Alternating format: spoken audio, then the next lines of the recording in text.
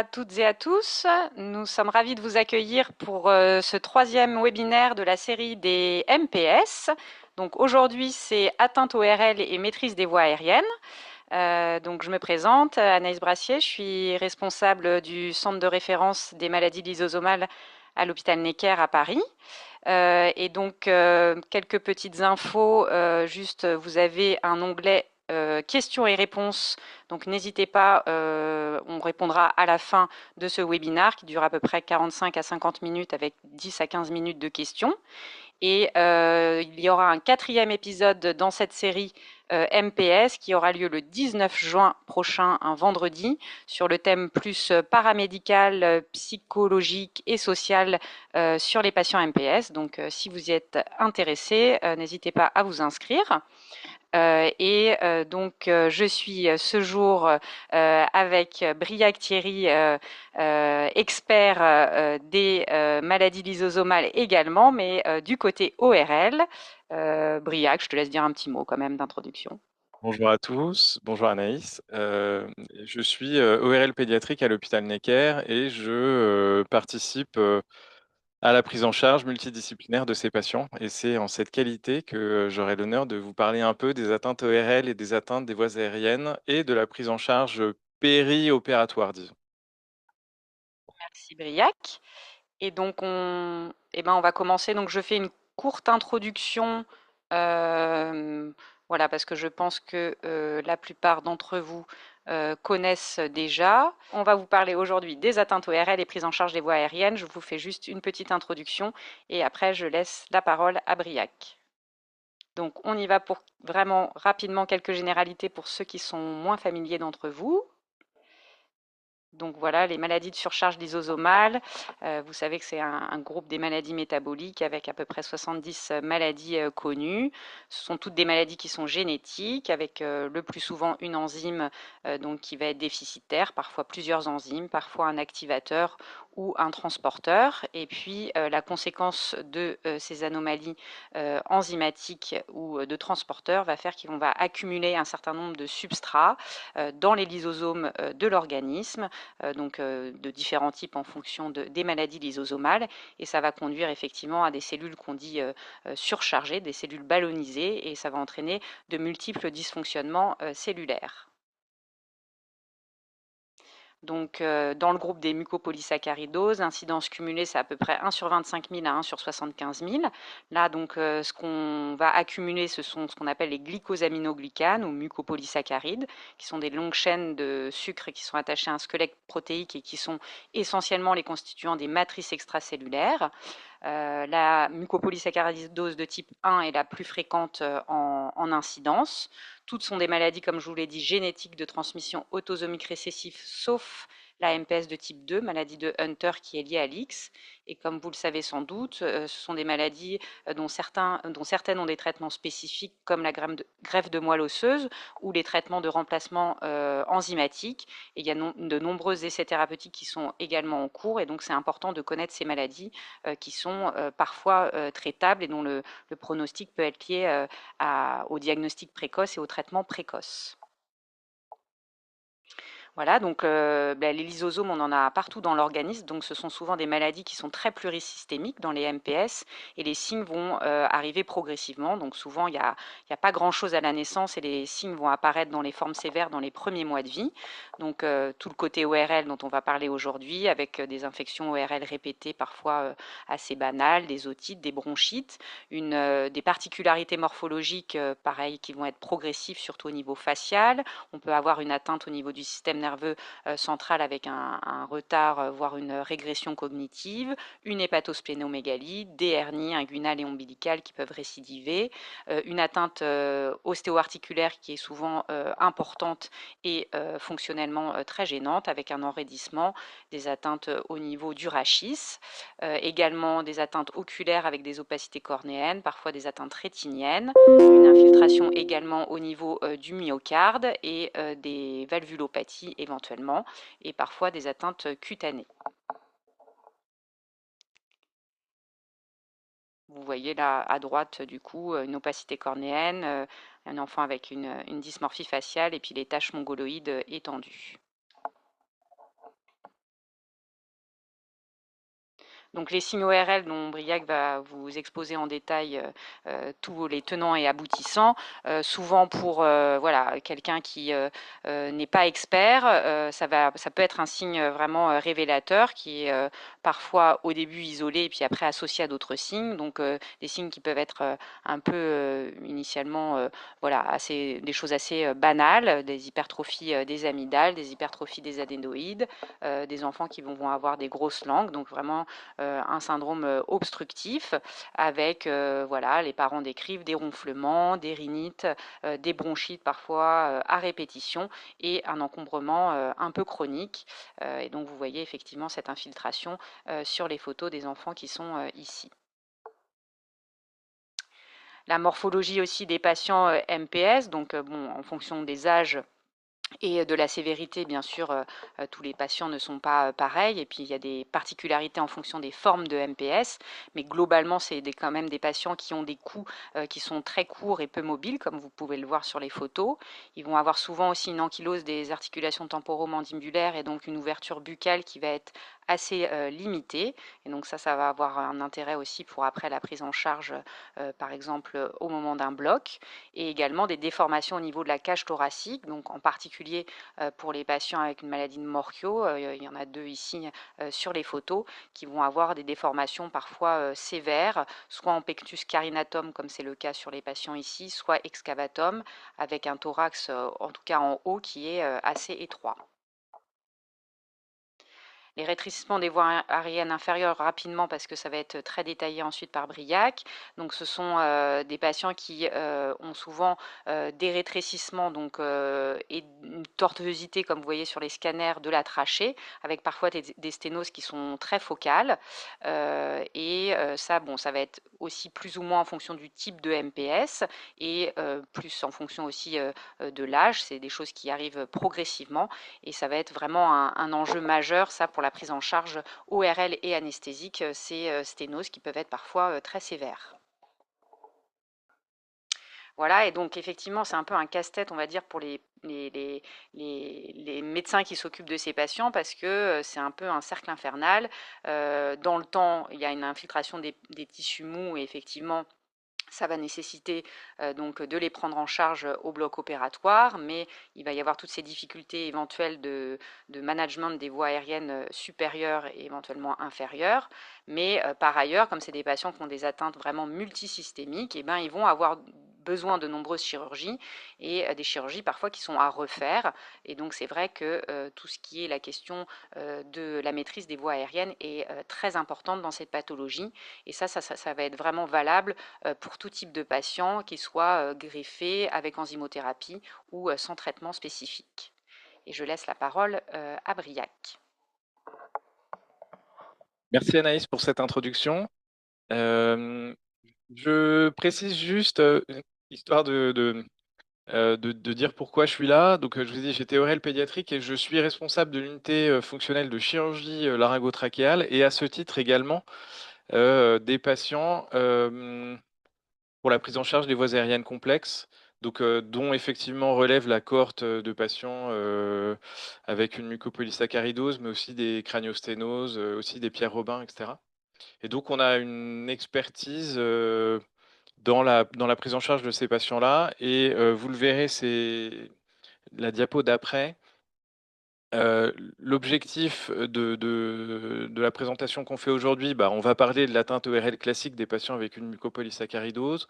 On va parler de la particularité des voies aériennes avant la prise en charge opératoire et le rôle de l'ORL, de l'anesthésiste et de tous les interlocuteurs de ces malades pour prévoir l'intubation difficile, l'extubation difficile et de se poser les questions sur la nécessité de l'anesthésie générale et des éventuelles alternatives. Mais surtout, et en fait, je pense que c'est ça le plus important, c'est la nécessité de travail multidisciplinaire au bloc et en amont, et comme on peut faire dans d'autres prises en charge de cohorte. Et donc, on s'est largement inspiré de ce qu'on est capable de faire pour les autres malades avec des prises en charge de voies aériennes complexes. Et on a fait la même chose avec les patients avec une mucopolysaccharidose. Et donc, c'est ce que je vais essayer de vous présenter pendant les 35 prochaines minutes. Euh, les atteintes ORL, alors je ne vais pas m'étendre énormément sur les atteintes ORL fréquentes parce que elles sont globalement assez classiques, mais il y a quelques signes qui peuvent faire penser, quand on est ORL, à une mucopolysaccharidose. Alors, si on prend déjà les patients qui ont une mucopolysaccharidose, ils peuvent avoir une obstruction nasale avec une rhinosinusiite chronique, et globalement, c'est assez fréquent. Ils peuvent avoir une hypertrophie amygdalienne, une hypertrophie des végétations adénoïdiennes. Ils ont classiquement une macroglossie. Ils peuvent aussi avoir une otite séromuqueuse et une surdité bilatérale de transmission. Enfin, tout ça, c'est des pathologies classiques des enfants petits. Alors comme je suis ERL, j'ai pas pu résister à l'idée de vous mettre une photo de tympan avec une otite séromuqueuse. C'est voilà, magnifique.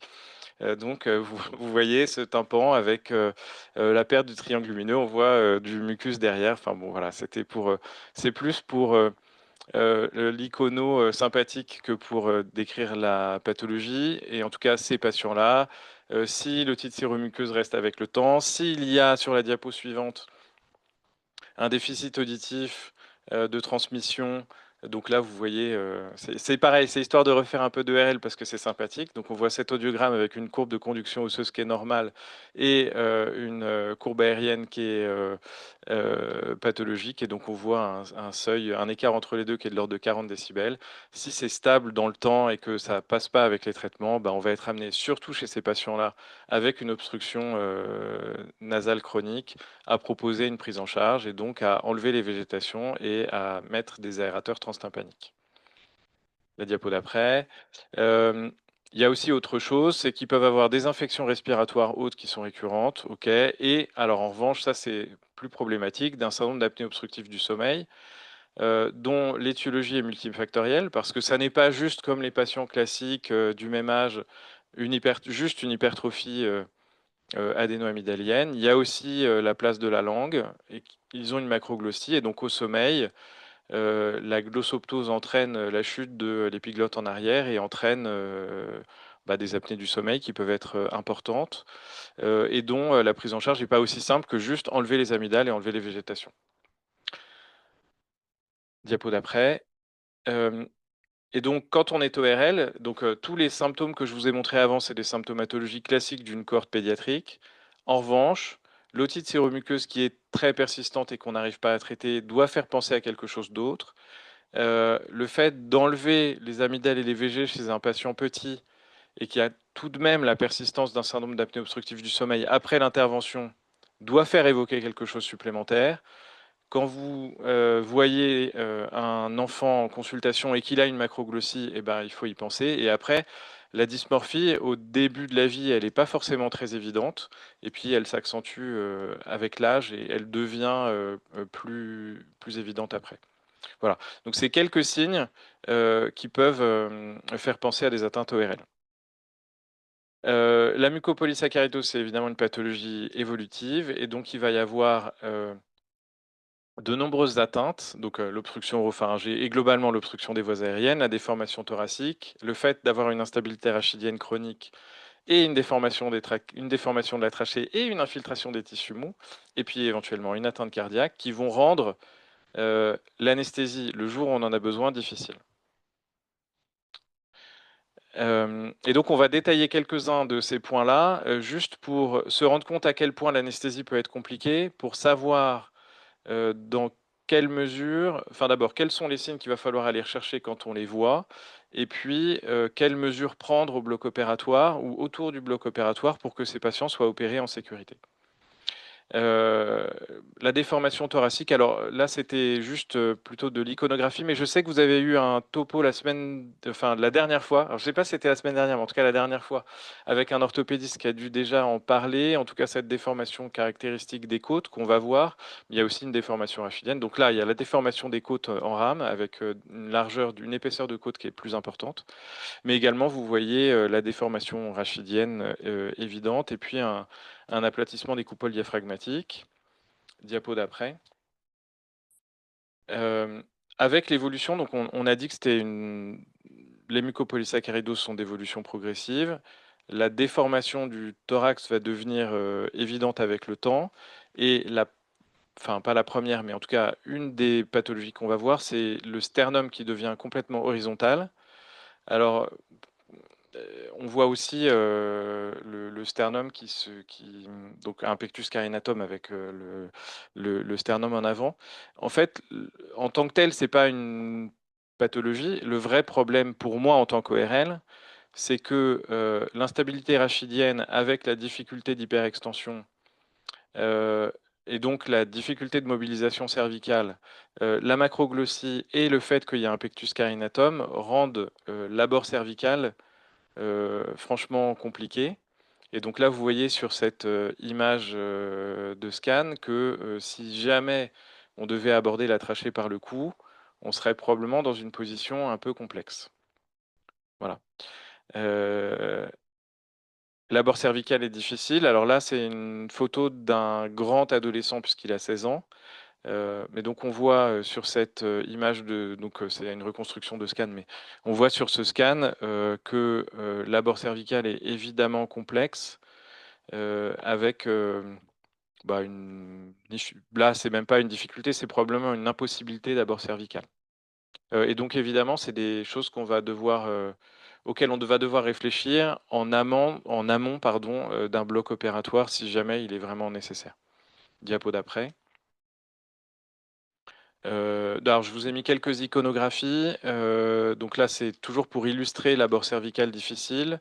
Donc c'est un patient de 15 ans qui a une mucopolysaccharidose de type 4 et on voit sur la première image à gauche, alors non seulement l'horizontalisation du sternum, donc le pectus carinatum, mais aussi le matériel d'ostéosynthèse rachidienne qui montre la difficulté de mobilisation évidente du cou, puisque maintenant il est ostéosynthésé. Alors sur cette image-là, on ne voit pas à proprement parler la macroglossie, mais on sait qu'elle est là. Et donc on a déjà pas mal d'arguments pour dire que dans l'évolution, juste l'exposition laryngée, on va y revenir plus tard, peut être difficile. Sur la photo d'après, on voit juste mieux le matériel d'ostéosynthèse. Et alors en revanche, de façon, je vous l'ai mis parce que en fait, en refaisant la présentation, donc j'ai ressorti les iconographies, et pourtant, donc on dit qu'il y a une déformation trachéale dans les mucopolysaccharides de type 4, et étonnamment chez ce patient-là, qui a quand même l'air assez compliqué, la trachée était rectiligne non infiltrée, et donc je vous ai mis l'image, c'est juste à viser, voilà, c'est indicatif, mais j'ai trouvé que c'était intéressant pour la réflexion, que c'était pas forcément ultra pathologique. On va en voir d'autres après qui sont assez différentes, disons. La diapo d'après. On va parler un tout petit peu de larynx et de trachée. Vous pouvez y aller. Et juste avant de vous parler d'infiltration tissulaire, je vous propose de regarder deux, trois images de larynx normal, parce que d'abord c'est joli, et puis en plus ça fait un peu de bien avant d'aborder le larynx qui est franchement pathologique. Et donc sur cette image, c'est une image d'endoscopie laryngotrachéale sous anesthésie générale en ventilation spontanée au bloc opératoire. Et donc, c'est une image d'endoscopie classique qu'on fait chez des enfants normaux. Et donc, vous voyez sur cette image l'épiglotte, vous voyez les cordes vocales dans le fond, et vous voyez surtout que c'est un espace libre, manifestement, et qu'il y a une communication parfaite entre la trachée et le pharynx et l'oropharynx. Voilà. Donc ça, c'est un larynx normal. Euh, Diapo d'après, et vous allez voir, alors vous pouvez tout de suite embrayer sur la diapo qui est encore après, et vous allez voir donc j'ai juste fait des petites notes, voilà, et donc on voit l'épiglotte, on voit les cordes vocales, donc les plis vocaux droit et gauche, on voit les arythénoïdes qui sont les cartilages qui donnent la mobilité des cordes vocales, et on voit en arrière la bouche œsophagienne qui est un espace virtuel, hein, elle est fermée en position normale, et donc quand on fait des endoscopies, elle est fermée, et on voit le mur laryngé postérieur qui est cet espace entre le plan glottique et la bouche œsophagienne en bas. Et donc tout ça, c'est juste pour vous mettre en position le larynx normal. Et vous pouvez enchaîner sur celle d'après. Et donc, ah oui, alors je vous remontre un film quand même de ce qu'on fait pour les endoscopies. Et parce qu'après, je vais vous montrer un film d'un larynx pathologique. Et donc, c'est important, je pense, qu'on ait d'abord ce qui se fait normalement. Est-ce que vous pouvez démarrer le film et vous allez voir, super, et vous allez voir donc l'opérateur, ici Roxane, qui fait une endoscopie laryngotrachéale au bloc opératoire, et vous avez à gauche de l'écran ce qu'elle est en train de faire, et à droite, en simultané, ce qu'elle voit à l'intérieur des voies aériennes. Donc ça, c'est une endoscopie normale. Donc on voit la trachée normale d'un enfant, avec les arcs cartilagineux, on voit la membraneuse postérieure, on voit que le calibre est stable, on voit que le calibre est grand surtout. On voit que c'est presque rond en fait. Alors c'est pas complètement rond parce qu'en arrière la membraneuse est un peu rectiligne, mais on voit que les anneaux cartilagineux se tiennent, qu'il n'y a pas de compression externe, qu'il n'y a pas de compression vasculaire, que c'est pas battant et qu'il n'y a pas d'obstruction sur les voies aériennes. Et là on voit les cordes vocales sur cette image fixe avec la corde vocale gauche et la corde vocale droite qui sont très bien. C'est une endoscopie normale chez un enfant normal. Voilà. Et donc ça va me permettre d'enchaîner sur ah oui, juste un point, excusez-moi. Désolé. Et donc, on parle aussi un tout petit peu de croissance physiologique de la trachée. Et donc, un point qui est important parce qu'on va voir que chez ces enfants-là, la croissance de la trachée entraîne des conséquences. Dans la population classique, on a une trachée qui fait à peu près 5 cm de longueur à la naissance et qui fait à peu près 5 mm de diamètre interne à la naissance. Et chez les plus grands, donc chez les adultes, en gros, on est entre 12 et 14 cm de long et avec un diamètre qui fait entre 12 et 14 mm de diamètre interne de la trachée. Voilà. Et donc, ça, c'est vraiment la croissance physiologique. Chez les enfants qui ont une mucopolysaccharidose, c'est celle d'après, on va avoir plusieurs problèmes. Le premier, c'est qu'on a dit qu'il y avait une infiltration des tissus mous et que cette infiltration des tissus mous, il va aussi avoir lieu sur les cordes vocales et dans la trachée. Et donc progressivement, on va avoir une diminution de calibre par un tissu infiltré. Ça, c'est la première atteinte trachéale. Et la deuxième atteinte trachéale, euh, vous allez la voir sur cette... Ah non, pardon, excusez-moi. Ça, c'est l'infiltration. Donc, je parle d'infiltration au démarrage et ensuite, je vais vous montrer un film avec tout à l'intérieur. Et donc, sur cette image-là, vous voyez l'infiltration laryngée. Alors, je vous ai montré un film, et c'était vraiment important. Je vous ai montré un film avec le larynx qui était normal. Et sur cette image-là, c'est un larynx qui n'est pas du tout normal. Alors, je suis désolé parce que la qualité de l'image est moins bonne que celle d'avant. C'est un film qu'on a fait enfin, les conditions de réalisation du film sont plus compliquées que le film d'avant. En tout cas, vous voyez sur la diapo d'après, normalement, j'ai mis des petits logos.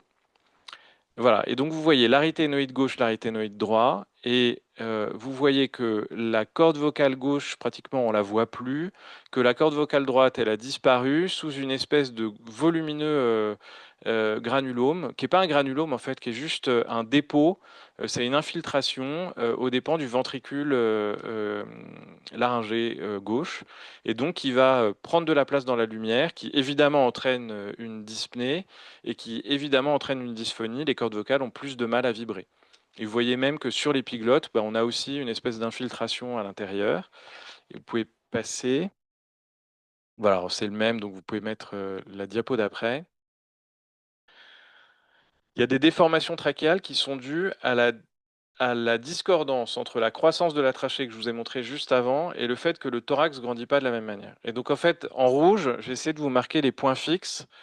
Et donc on a une trachée qui grandit, et pourtant la cage thoracique ne grandit pas. Et bien évidemment, ça fait des espèces de torsions de la trachée et qui vont entraîner exactement le même mécanisme quand vous coudez un tuyau d'arrosage.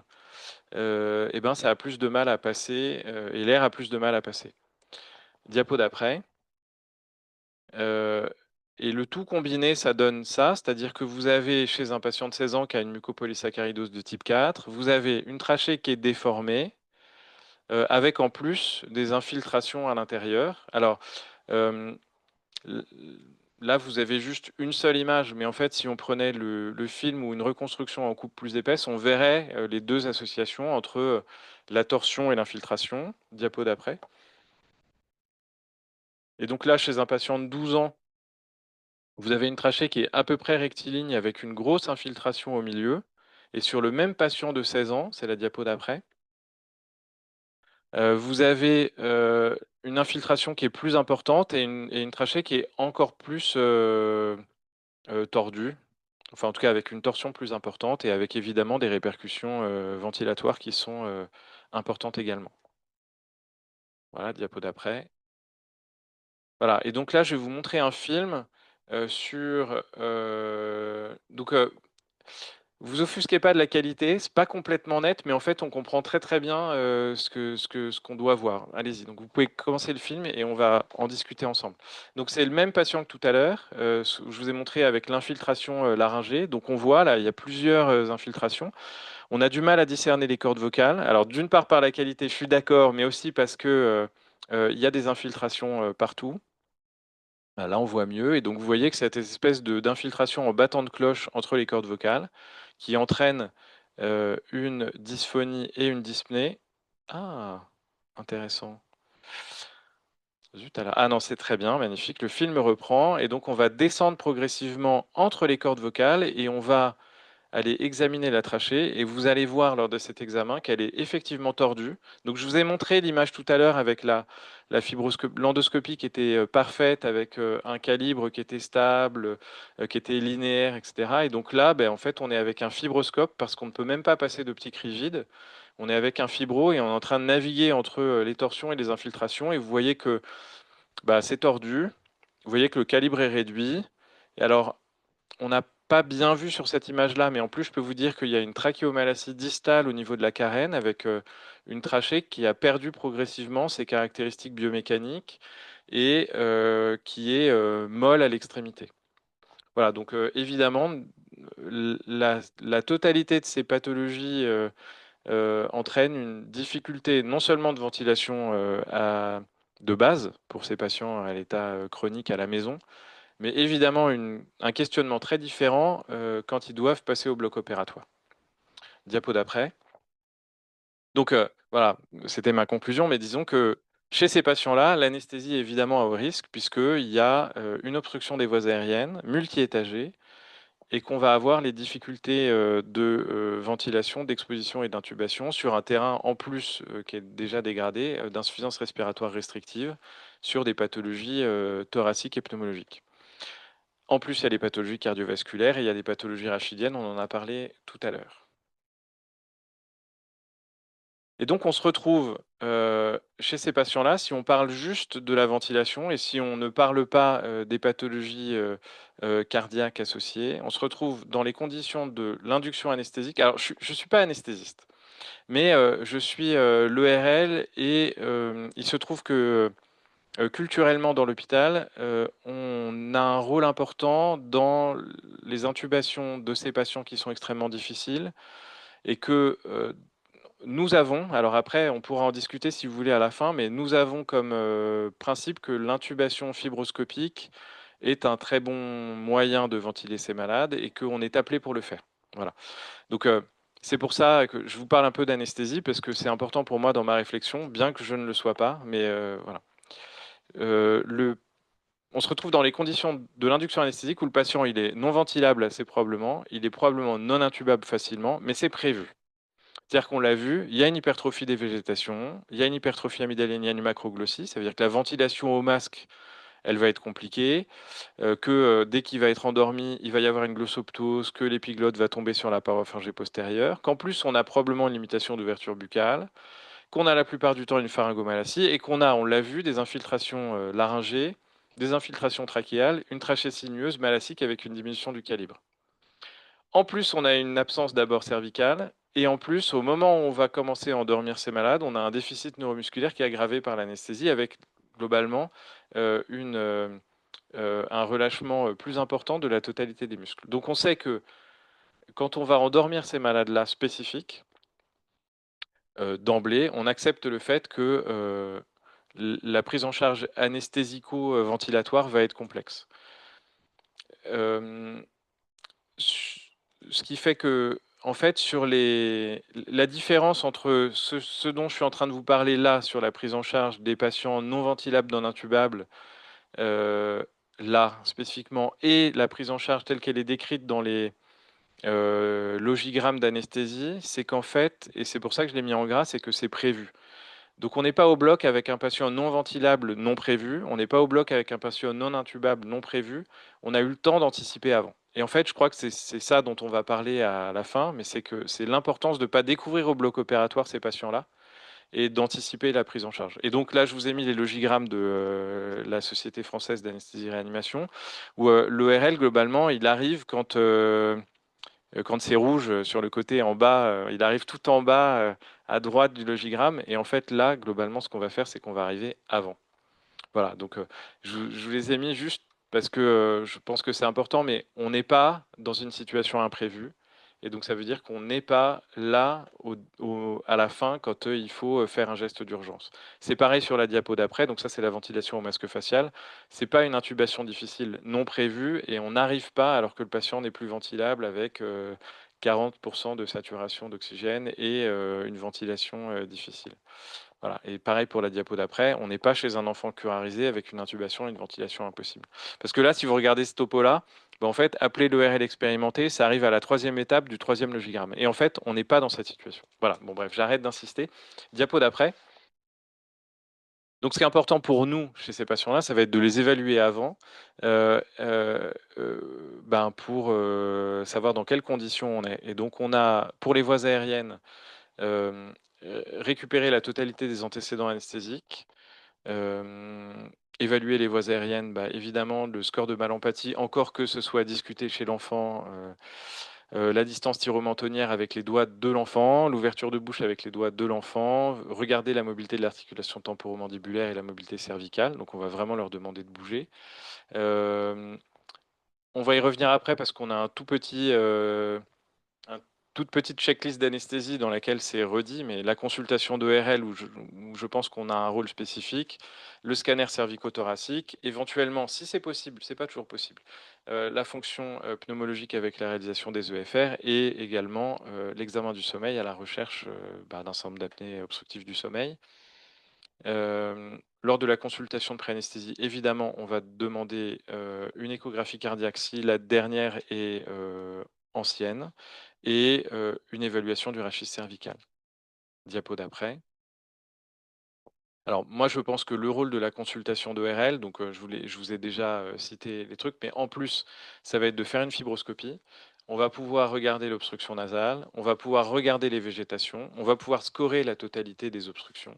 On peut regarder la macroglossie et regarder la pharyngomalacie si elle existe, la ptose de l'épiglotte et éventuellement l'infiltration laryngée, en sachant que quand il y a une infiltration laryngée qu'on voit très très bien, vous l'avez vu sur la fibroscopie que je vous ai montrée avant, c'est souvent annonciateur de déformation trachéale et d'infiltration trachéale majeure. Mon rôle en tant que, enfin, dans cette consultation de RL, c'est de vérifier qu'il y a un scanner cervico-thoracique qui a été fait, surtout chez les patients qui sont un peu âgés, et quand même de mener une consultation de RL classique, donc c'est-à-dire est-ce que j'ai des signes d'appel de syndrome d'apnée obstructive du sommeil qui pourraient nécessiter ou qui devraient nécessiter un examen plus ou moins une VNI et de regarder leurs oreilles et le cas échéant, enfin en tout cas de faire des audiogrammes de façon plus ou moins systématique en fonction de la plainte et de l'examen otoscopique. Diapo d'après. Voilà, et donc on arrive au bloc opératoire après ces examens-là, et il va falloir qu'on prévoie l'intubation difficile. Donc on a quand même pas mal d'arguments pour ça. Diapo d'après. Euh, donc de façon classique, ça c'est vraiment, c'était pour illustrer de façon amusante, mais que l'intubation au bloc opératoire, elle est en théorie facile, c'est-à-dire que vous introduisez le laryngoscope, vous visualisez le plan glottique que vous anesthésiez ou pas en fonction de l'état de sédation du patient, et vous passez la sonde d'intubation chez ces patients-là, diapo d'après. Voilà, donc le larynx normal, pardon, le larynx normal, on l'a déjà vu tout à l'heure. Voilà, il n'attend que vous pour passer le tube, hein. Diapo d'après. Ah oui, pardon, je suis désolé. J'ai vraiment insisté sur les diapos de larynx normal. Je voulais vraiment vous montrer de l'iconographie de laryngologie. Diapo d'après. Voilà. Et donc, en revanche, pour l'anesthésie, dans ce contexte-là, et moi, je vous parle juste de la technique là, mais pas. On va revenir 2 secondes sur les indications opératoires à la fin, mais juste pour l'anesthésie, il faut que l'équipe soit expérimentée. C'est-à-dire que dans la définition des voies aériennes complexes, telles qu'elles sont faites par les sociétés savantes, soit d'anesthésie, soit de voies aériennes, il y a pas mal d'arguments sur ventilation au masque par une ou deux personnes, tentative d'exposition par une personne, puis par le senior, etc. Et puis il y a le nombre d'expositions, le nombre de tentatives, etc. Pour ces patients-là, il faut que ça soit d'emblée le seigneur qui le fasse. On peut pas dédier, on peut pas déléguer la ventilation, on peut pas déléguer l'intubation à des personnes qui sont en formation, à des personnes qui savent pas ou qui n'ont pas l'habitude. Il faut pas. Il faut maintenir la ventilation spontanée si c'est possible. Alors là, je vous parle de notre expérience, mais en tout cas, nous proposons de façon assez simple une intubation fibro dès qu'on a des critères suffisamment sévères d'intubation difficile, en sachant que ça nous permet de maintenir la ventilation spontanée. On fait une anesthésie locale du nez, on passe le fibroscope, on anesthésie le plan glottique, on passe à l'intérieur de la trachée, on anesthésie la carène, et une fois qu'on est au bon endroit, on sédate un peu plus le patient, et ensuite on passe la sonde dans le nez, on passe la sonde au travers du plan glottique et on vérifie que la sonde est au bon endroit à l'intérieur de la trachée. La tubation fibro, c'est relativement simple. Alors comme on a décidé, c'est vraiment un choix de site, on a décidé d'en faire l'intubation de référence parce qu'on a la chance d'avoir une équipe qui permet ça et d'avoir des ORL et des fibros en permanence. On en fait entre 200 et 250 par an et du coup ça nous permet d'avoir cette fluidité. Et je vous cache pas que du coup, j'ai moins d'expérience avec les masques laryngés parce que c'est pas la solution qu'on préfère. Une fois qu'on a intubé le patient, et alors, enfin, ça dépend des patients, mais une fois qu'on l'a intubé, on va vérifier au vidéolaryngoscope, donc le McGrath, le GlideScope, il y en a plein. Est-ce qu'on aurait pu intuber le patient différemment? Est-ce qu'on aurait pu faire plus simple que l'intubation fibro avec la mobilisation d'une colonne, d'un fibroscope, d'un ERL, etc. Et ça, on va le mettre dans le compte-rendu d'intubation difficile systématique, pardon, parce que ça nous permet de savoir comment faire pour l'étape d'après, en sachant quand même qu'il y a un piège, c'est-à-dire que la croissance, pardon, excusez-moi, en sachant quand même que la croissance des patients va modifier l'exposition et qu'elle peut aggraver au fil du temps l'exposition et l'intubation. Donc, il faut se méfier que c'est pas statique et que, même si on vérifie au vidéolaryngoscope et qu'on trouve qu'on aurait peut-être pu le faire comme ça, 2 ans ou 3 ans après, c'est peut-être plus du tout vrai. Voilà, diapo d'après et il y a un point qui est important, je pense, c'est le rôle sécurisant de la structure de soins en tant que telle et donc la première chose, c'est, le rôle de l'équipe pluridisciplinaire autour du patient, qu'on va voir sur la diapo juste après, où nous avons peut-être, oui, magnifique, merci. Le rôle de la réunion de concertation pluridisciplinaire. Et donc ça, c'est une vraie... Je pense que donc, on l'a mis en place, je dirais, il y a 5 ou 6 ans probablement. Mais Anaïs nous confirmera ça tout à l'heure. Sur le rôle de tous les médecins qui prennent en charge le malade et qui ont le droit d'avoir un avis sur la prise en charge. Et en fait, pour moi, un point qui est important, c'est que c'est pas un comité consultatif, c'est qu'on a un réel pouvoir décisionnaire sur la prise en charge et qu'on engage notre responsabilité ensemble, enfin, voilà, autour du malade. On discute de son cas et on va discuter d'une part de la totalité de la documentation qui est nécessaire pour pouvoir faire l'anesthésie. Et donc, on a proposé une organisation avec une consultation d'ORL récente, avec une consultation d'anesthésie récente. Ok, ça c'était un prérequis, mais une imagerie de moins d'un an, éventuellement des examens de la fonction respiratoire qui datent de moins de 6 mois, et un examen cardio et neuro récent en fonction des symptômes. Mais qu'en fonction de ces examens et en fonction de l'état général du patient, et surtout, alors j'insiste sur le rôle pour nous dans la structure du médecin référent de maladies métaboliques, parce que c'est lui qui connaît le mieux le patient et la famille, la nécessité de l'anesthésie générale. Et donc déjà, la première chose, c'est est-ce que c'est indiqué? Et ensuite, avec la totalité de ces documents-là, on va pouvoir se donner une idée de comment on va faire le maintien de la ventilation, enfin la maîtrise des voies aériennes au bloc opératoire. Donc ça, c'est la première chose dans la responsabilité de la structure de soins et dans la qualité des soins qui est médiée non pas par seulement des individus, mais par des gens qui se regroupent et qui sont éventuellement alors on essaye d'être toujours présent, mais qui peuvent être de temps en temps remplaçables. C'est-à-dire que tout ne doit pas reposer sur vous, ce qui est un truc important quand on a des cohortes de patients compliqués. Diapo d'après. Et pour les urgences, alors ça c'était pour les patients programmés, donc c'est le rôle de la réunion de concertation pluridisciplinaire et de son rôle décisionnaire et non pas uniquement consultatif sur la totalité des actes proposés par les différents spécialistes, donc ça c'est important. Et après, l'autre problème c'est qu'une fois que vous avez opéré ces malades ou une fois que vous avez la cohorte, en fait ils peuvent être dans les lits de l'hôpital. Et donc pour les urgences, alors ça c'est pareil, je vous décris juste ce qu'on a fait à Necker. Donc il y a une équipe de RL qui est joignable 24/24 parce qu'on a une grande garde de RL pédiatrique. Donc je reconnais que c'est du luxe. Mais on a fait deux choses supplémentaires. Diapo d'après, on a mis en place des sacs à dos d'intubation difficile avec une colonne d'intubation difficile. Et donc là, dans les sacs à dos, il y a du matériel euh, pour être d'abord qui est disponible 24 heures sur 24 au bloc opératoire, qu'on peut aller chercher sans problème très vite pour aller dans les différents services de l'hôpital. C'est accessible, il n'y a pas de code, il n'y a pas de badge, il n'y a rien. Enfin, juste on peut prendre le sac à dos et courir un peu. C'est la diapo d'après, je crois.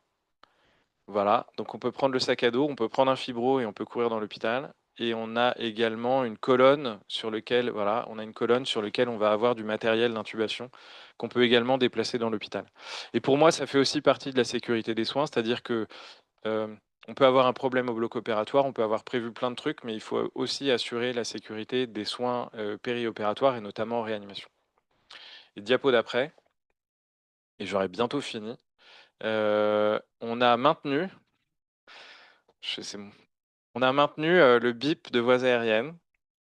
Non pas parce que le vintage c'est cool, mais parce que c'était le meilleur moyen de répondre aux situations d'urgence des voies aériennes le plus rapidement possible. Parce que le bip, c'est un truc qui est unilatéral. C'est-à-dire, on vous bip, mais vous pouvez pas répondre avec. C'est pas un truc avec lequel vous allez organiser les soins, savoir si on peut venir dans 15 minutes ou plutôt dans 1 heure ou si, ah, mais finalement, ça m'arrange pas. Non, en fait, il faut répondre à ce truc et il faut répondre vite. Le son est particulièrement stressant. Vous pouvez mettre le son? Vraiment.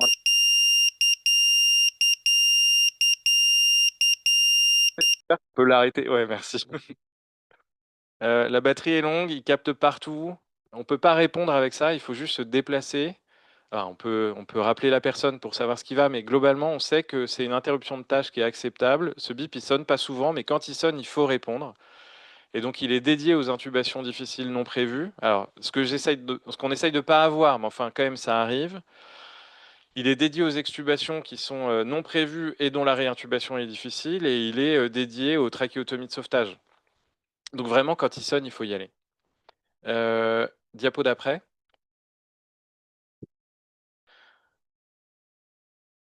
Pour la prise en charge de ces malades, donc on a vu qu'il y avait un certain nombre de caractéristiques physiologiques et anatomiques qui rendaient la maîtrise des voies aériennes particulièrement complexe. Et donc je me permets d'insister sur le rôle primordial du référent. Alors je ne suis pas le référent de ce malade, hein. Clairement c'est pas moi, c'est vraiment les médecins de maladies métaboliques. En revanche, on a un rôle pour l'évaluation de la gravité. On a un rôle dans la réunion au cours de laquelle on va discuter des malades, que ce sont des anesthésies sur des terrains difficiles avec des voies aériennes qui sont complexes.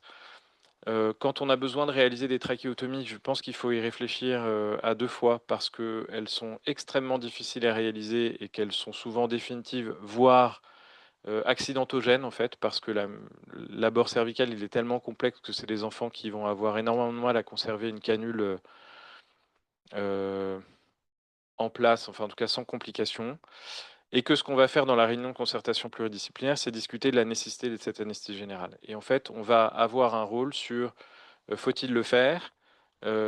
Si oui, est-ce qu'on peut faire autre chose qu'une anesthésie générale pour les patients les plus complexes, hein, j'entends. Est-ce qu'on peut faire une anesthésie locale? Est-ce qu'on peut faire un bloc? Et si on doit faire plusieurs anesthésies, est-ce qu'il faut grouper les interventions? Voilà. Eh ben, écoutez, je pense que j'ai fini. Et évidemment, je ne sais pas si vous avez. Voilà, je laisse Anaïs reprendre la parole puisque elle a quelques points à repréciser. Et ensuite, nous sommes disponibles pour des questions. Merci beaucoup Briac, c'était très clair et j'ai encore appris des choses. Bah, je vais pas avoir beaucoup de choses à rajouter, même ça, peut-être qu'on va pouvoir passer. Donc, c'est ce que Briac a déjà expliqué, ouais, sur un peu notre checklist pour les interventions programmées. Donc, vraiment vérifier que tout a été fait. Et donc, ça, effectivement, j'ai pas dit au tout début, non, la dia d'avant quand même. Donc, ce webinaire est réalisé grâce à la filière G2M, donc la filière des maladies métaboliques. Et on a un protocole d'urgence qui est en ligne depuis maintenant quelques temps dans les MPS, qui voilà, reprend un tout petit peu pour les patients et qu'on aime bien donner aux patients et en tout cas qui est consultable sur le site pour expliquer aux médecins qui connaissent moins effectivement les MPS, les complications. Et donc il y a un petit encadré où vous voyez un attention danger, c'est chirurgie et ou anesthésie.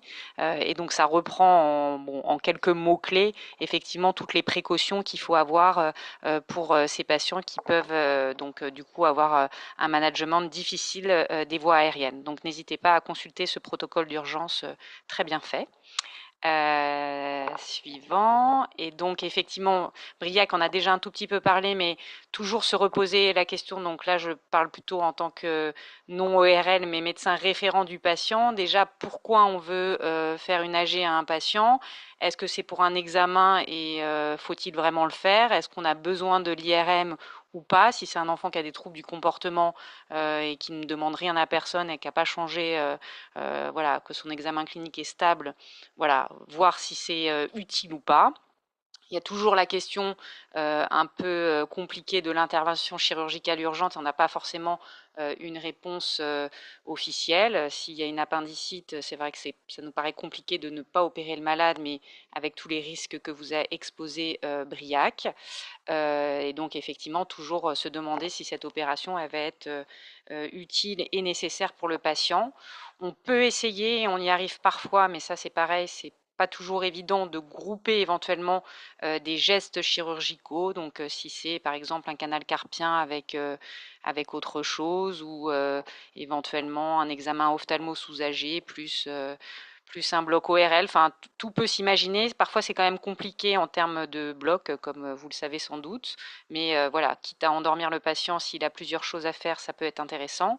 Bien sûr, mais ça c'est la consulte d'anesthésie, les ORL et nous qui prévenons les patients et les parents quand c'est des enfants des risques effectivement qui sont plus importants qu'un autre patient qui n'a pas une MPS. Parfois voir s'il y a une autre alternative de bloc locaux régional éventuellement pour un canal carpien chez un grand qui ne bouge pas. Voilà, et donc vraiment, je redis l'importance de l'équipe pluridisciplinaire avec des gens qui connaissent cette maladie et qui, voilà, et d'avoir anticipé au maximum. On rédige un compte rendu ensuite, suivante s'il te plaît Ladia. Voilà, nous on fait des RCP, on rédige voilà, un compte rendu de ces RCP, donc on essaye d'avoir toujours un référent par spécialité. Et là, juste à droite, pour vous dire, on a fait grâce à Sabra, notre arc, des jolies petites statistiques. Donc, vous voyez que sur 5 ans, on a staffé quand même 170 patients avec MPS. Et le petit camembert en dessous, il y a quand même 24%, donc presque un quart des patients pour lesquels on a plutôt contre-indiqué, récusé la chirurgie. Et dans la majorité des cas, c'était pour des causes plutôt justement ORL, enfin, c'est-à-dire sténose trachéale sévère, etc. Et dont le bénéfice de l'intervention nous paraissait non supérieur au risque encouru. Donc voilà. Parfois, on a des avis d'autres centres et se pose effectivement, je sais qu'il y a peut-être des référents adultes qui sont connectés, le problème des patients adultes, où effectivement, parfois, il y a moins de référents dans les différentes spécialités. Et puis, le problème en particulier pour les patients avec maladie de Morquio qui, dans les formes sévères, ont une taille d'un enfant. Il n'y a pas toujours tout le matériel nécessaire, donc ça pose parfois problème. Et voilà, on est disponible en tout cas pour donner des avis. Et je crois que j'en ai fini. Il y avait quoi d'autre après? C'était la dernière dia, je pense. On va répondre à vos questions si vous en avez. Merci beaucoup.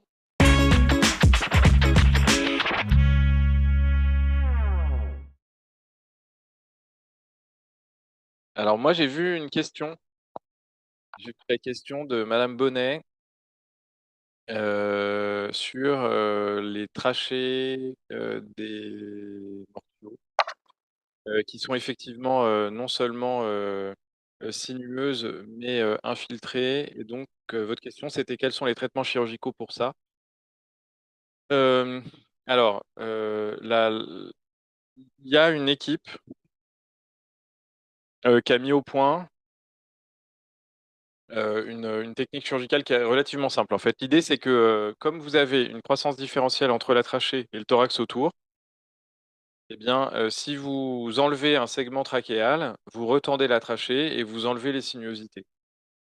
Et donc, c'est une résection anastomose de trachée, qui est une intervention qui est relativement classique et qu'on fait fréquemment pour d'autres pathologies, pour les sténoses trachéales notamment. Ça pose pas trop de problèmes.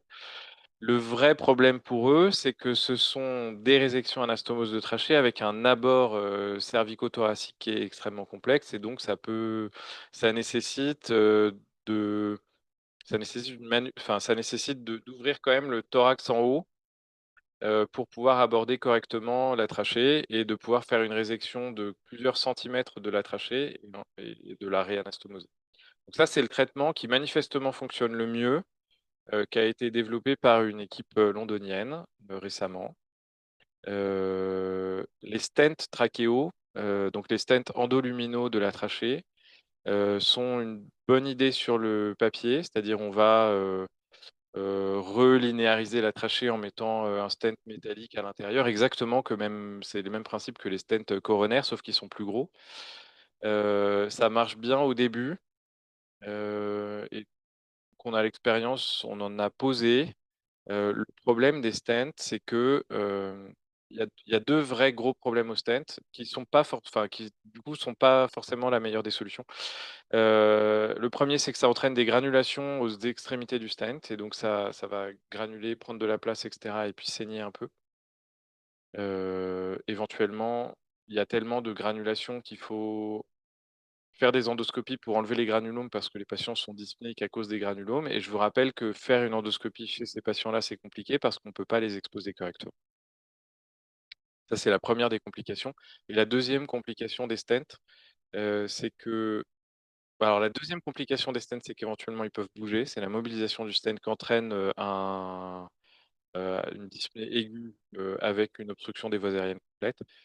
Voilà. Et bon, et troisième complication du stent, en fait, il y en a 3. La troisième complication du stent, c'est que, si ils restent très longtemps et qu'ils sont plus ou moins métalliques, ils vont, éroder les structures autour, et notamment les structures vasculaires, et donc on entraîne des fistulisations, soit du tronc artériel brachiocéphalique, soit de l'aorte à l'intérieur de la trachée, avec évidemment les répercussions qu'on imagine, et donc un décès par hémorragie. Alors non seulement, enfin c'est par noyade et par hémorragie, donc un truc qui est pas très sympathique. Et donc c'est pas des solutions qu'on envisage vraiment.